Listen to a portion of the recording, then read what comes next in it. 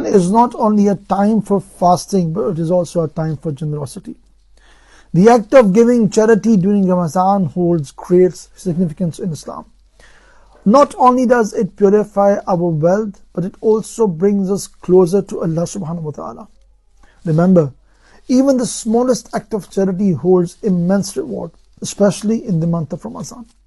As Allah subhanahu wa ta'ala says, charity is a means to purify our hearts and protect us from harm. It is also mentioned in Faizan Ramadan that charity not only benefits the receiver, but also brings blessings into the life of the giver. So this Ramadan, let's make it a habit to give generously, whether it's through monetary donations or the acts of kindness.